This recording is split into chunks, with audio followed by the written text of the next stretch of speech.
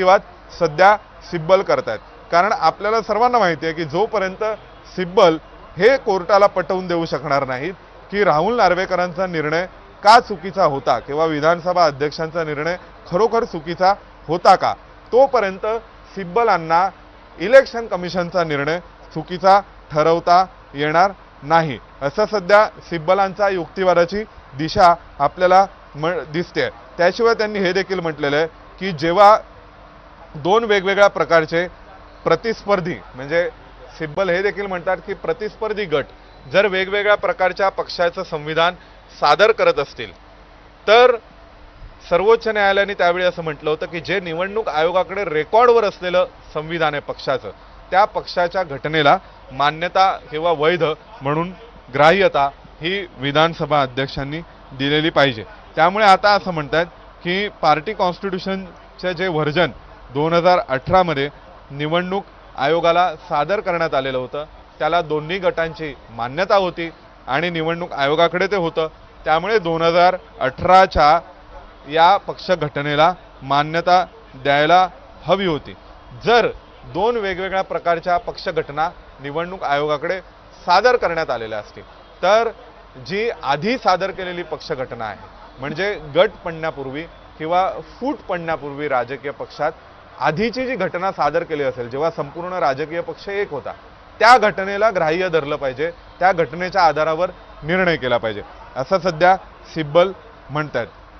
कारण आता सिब्बलांना वेगवेगळ्या प्रकारचे प्रश्न हे न्यायालयाकडूनही उपस्थित करण्यात आलेले आहेत। त्यामुळे सिब्बल असं म्हणतात की जर तुम्ही असा निर्णय केलात की इलेक्शन कमिशन समोर सुरू असलेल्या सुनावण्या या स्वतंत्र आहेत आणि दुसऱ्या बाजूला विधानसभा अध्यक्षांकडे सुरू असलेल्या सुनावण्या स्वतंत्र आहेत, तर विधानसभा अध्यक्ष हे राजकीय पक्षासंदर्भात सुरू असलेला निवडणूक आयोगाचा वाद स्वतःच्या निर्णय प्रक्रियेच्या आड कसा काय आणू शकतात।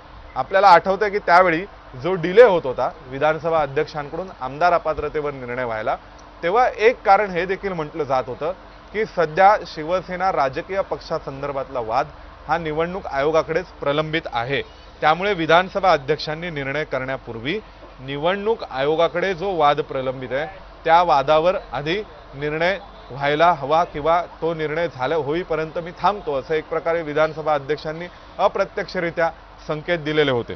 तर त्या संदर्भात सिब्बल म्हणतात की जेव्हा कोर्टाने असं म्हटलंय की या दोन्ही प्रक्रिया विधानसभा अध्यक्षांकडे सुरू असलेली आमदार अपात्रतेची प्रक्रिया आणि दुसऱ्या बाजूला निवडणूक आयोगाकडे सुरू असलेली राजकीय पक्ष आणि राजकीय चिन्ह कुणाचं याविषयीची प्रक्रिया, जर या दोन्ही प्रक्रिया एकमेकांशी संबंधित नसतील तर विधानसभा अध्यक्ष निवडणूक आयोगाकडे सुरू असलेल्या प्रक्रियेचा संदर्भ स्वतःच्या सुनावण्यांदरम्यान स्वतःच्या निर्णय प्रक्रियेमध्ये कसा काय आणू शकतात असा सवाल आता कपिल सिब्बलांनी उपस्थित केलेला आहे। खरं तर जितकी भावनिकदृष्ट्या ही संपूर्ण केस दिसते तितकी ही केस कपिल सिब्बलांच्या युक्तिवादाच्या दृष्टीने सोपी दिसत नाहीये। कारण सिब्बलांना आधी हे सांगावं लागतंय की निवडणूक आयोगाचा निर्णय चुकलेला आहे, त्यानंतर त्यांना हे सांगावं लागतंय की आमदार अपात्रतेचा निर्णय चुकलेला आहे आणि आमदार अपात्रतेच्या निर्णयाच्या अनुषंगाने केवळ अकॅडमिक एक्सरसाइज किंवा अकॅडमिक प्रश्न हा सुप्रीम कोर्टात प्रलंबित आहे। कारण त्याचा अर्थार्थी प्रत्यक्षात जमिनीवर काही परिणाम होणार नाहीये कारण विधानसभेचा कार्यकाळच संपलाय।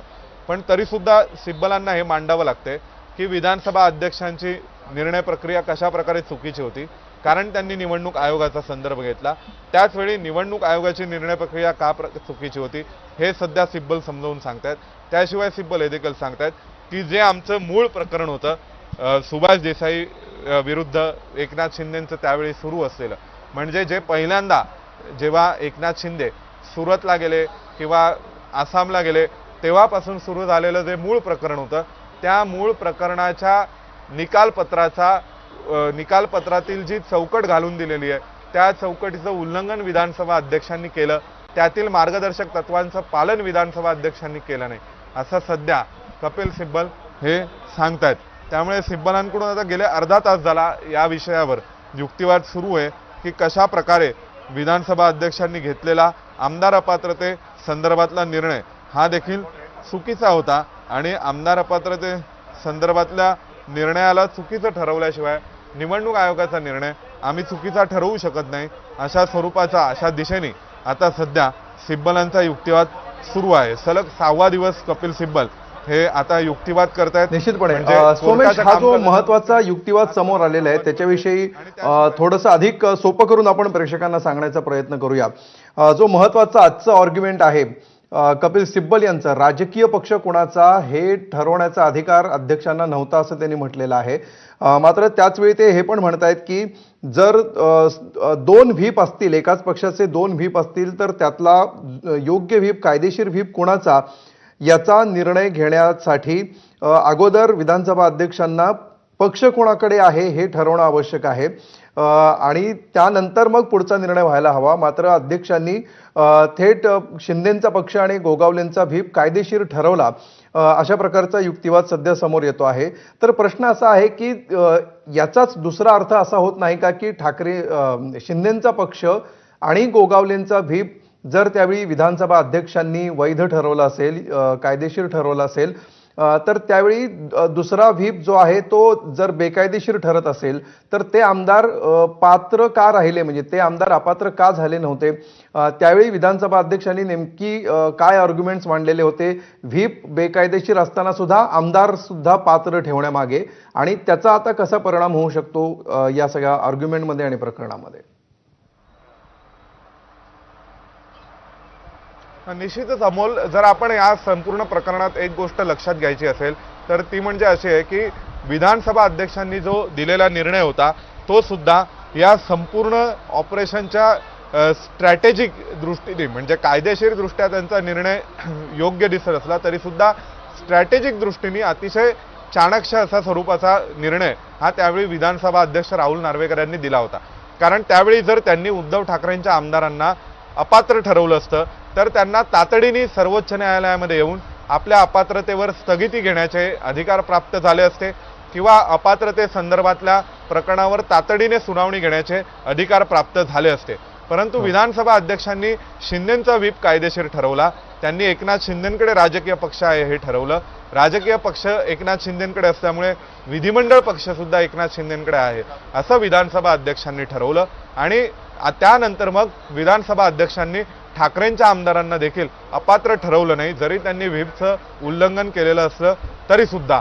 त्यावेळी विधानसभा अध्यक्षांकडे हा पूर्णपणे अधिकार होता की या अनुषंगाने अपात्र आणि पात्रतेचे निर्णय पूर्णपणे घेण्याचे अधिकार हे विधानसभा अध्यक्षांकडे होते आणि ग्रीव्हन्सेस किंवा ज्याला आपण म्हणतो की कोणत्याही प्रकारे सर्वोच्च न्यायालयामध्ये किंवा अपीलीय न्यायालयामध्ये अर्जन्सी केव्हा क्रिएट होते, अर्जन्सी तेव्हा क्रिएट होते ज्यावेळी एखाद्याच्या अधिकारांवर कोणत्या तरी स्वरूपाच्या मर्यादा येतात। उदाहरणार्थ एखाद्या व्यक्तीला पोलीस अटक करायला गेले तर जामिनासाठी अर्जावर सुनावणीची अर्जन्सी क्रिएट होते। जर पोलिसांनी अटकच केली नाही तर जामिनाच्या अर्जावर तातडीने सुनावणी घेण्याची अर्जन्सी किंवा तातडी किंवा जी अर्ज आहे ती क्रिएट होत नाही। त्यावेळी सुद्धा विधानसभा अध्यक्षांनी ठाकरेंच्या आमदारांना अपात्रच ठरवलं नाही। अपात्र न ठरवल्यामुळे कोणत्याही प्रकारची अर्जन्सी त्यावेळी क्रिएट झाली नाही की ज्या अंतर्गत शिवसेना उद्धव ठाकरेंच्या खासदारांना जाऊन कोर्टामधून स्थगिती घ्यावी लागावी किंवा राहुल नार्वेकरांच्या निर्णयाची तातडीने स्क्रुटिनी यावी। त्याशिवाय हे देखील तितकंच लक्षात घ्यायला हवं की इथे 2 वेगवेगळ्या स्वरूपाचे अधिकार क्षेत्र आहेत। एक अधिकार क्षेत्र आहे विधानसभा अध्यक्ष राहुल नार्वेकर यांचं, जे निर्णय करणार आहेत की शिवसेनेतल्या एकनाथ शिंदेंचे आमदार अपात्र ठरणार की उद्धव ठाकरेंचे आमदार अपात्र ठरणार आणि विधिमंडळ पक्ष हा कोणाकडे असणार आहे। दुसऱ्या बाजूला जर आपण विचार करायचा झाला तर निवडणूक आयोगाचं एक अधिकार क्षेत्र आहे जे ठरवणार आहे राजकीय पक्ष कुणाचा आहे आणि चिन्ह आणि राजकीय पक्ष हा कुणाकडे राहील। त्याचवेळी एक तिसरं अधिकार क्षेत्र या सगळ्यांवरचं सर्वोच्च आहे ते सर्वोच्च न्यायालयाचं आहे, जे सर्वोच्च न्यायालयाचं म्हणणं आहे की या दोन्ही प्रक्रियांनी एकमेकांसाठी थांबण्याची काही गरज नाही, त्यांच्या अधिकारामध्ये ते निर्णय घेऊ शकतात।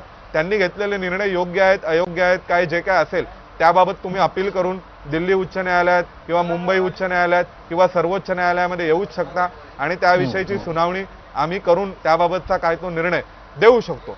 तर सध्या जर आपण विचार केला तर अशा प्रकारे या 2 दृष्टीने सुरू असलेल्या पॅरलल प्रक्रिया आहेत। आता यामध्ये पहिल्यांदा सर्वोच्च न्यायालयाने असं म्हटलं जे विधानसभा अध्यक्षांसाठी म्हणजे केवळ राहुल नार्वेकरांसाठी नाही तर देशभरातल्या सगळ्या विधानसभा अध्यक्षांसाठी, लोकसभा अध्यक्षांसाठी जेव्हा कधी अशी परिस्थिती उद्भवेल त्यावेळेसचं दिशादर्शन करणारं, मार्गदर्शन करणारं एक निकालपत्र आहे.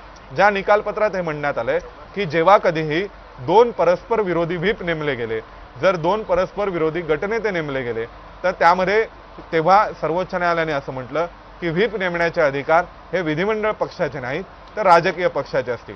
पण जेव्हा विधिमंडळ पक्षामध्ये एक फूट पडली आहे त्यावेळी राजकीय पक्षातही जर फूट पडलेली असेल किंवा विधिमंडळ पक्षात फुटीची कल्पना नाही, एकतर स्वतंत्र निघून आमदारांनी मर्ज व्हायचंय कोणासोबत तरी किंवा जो मूळ पक्ष आहे त्यासोबत राहायचं, पण मूळ पक्षातच जर दोन गट पडलेले असतील तर अशा प्रसंगात विधानसभा अध्यक्षांनी काय करायचं, तर त्याविषयी दिशादर्शन सर्वोच्च न्यायालयाने असं म्हटलं की विधानसभा अध्यक्षांनी पूर्णपणे निर्णय करायचा आहे. तो निर्णय करताना हे विचारात घ्यायचं की राजकीय पक्ष संघटना कुणासोबत आहे, मग त्यांच्या व्हीपला मान्यता द्यायची, मग त्यांनी नेमलेल्या व्हीपच्या अनुषंगाने कोणत्या आमदारांनी व्हीपचं पालन केलंय, कोणी पालन केलं नाही हे ठरवायचं आणि मग शेवटी फायनली आमदार कोणते पात्र ठरतात, कोणते अपात्र ठरतात असा निर्णय करायचा. हे मार्गदर्शक सूचना या सर्वोच्च न्यायालयाने त्या निकालपत्रात दिला. निवडणूक आयोगाने कसा निर्णय करायचा आहे तर त्याविषयीच्या मार्गदर्शक सूचना या 1971च्या सादिक अली प्रकरणामध्ये सर्वोच्च न्यायालयाच्या घटनापीठाने दिलेल्या आहेत. त्यामुळे मग आता राजकीय पक्ष कुणाचा हा निर्णय करायचा विधानसभा अध्यक्षांनी, पण तो कसा करायचा याबाबतचं कुठलाही स्पष्ट निर्देश हे सर्वोच्च न्यायालयाने दिले नाहीत. त्यामुळे विधानसभा अध्यक्षांनी असं म्हटलं की जो अवेलेबल घटनात्मक मार्ग आहे, म्हणजे सर्वोच्च न्यायालयाने म्हटलं जो काही तुमच्याकडे उपलब्ध घटनात्मक संविधानिक मार्ग आहे त्या मार्गाने तुम्ही निर्णय करायचा की कुणाकडे राजकीय पक्ष आहे. मग विधानसभा अध्यक्ष त्यावेळेसचे राहुल नार्वेकर ते म्हणाले की उपलब्ध घटनात्मक मार्ग, कॉन्स्टिट्युशनल मार्ग हाच आहे की 1971चं सादिक अली जजमेंट, ज्या जजमेंटच्या आधारावर त्यातील मार्गदर्शक तत्वांच्या आधारावर निवडणूक आयोगाकडून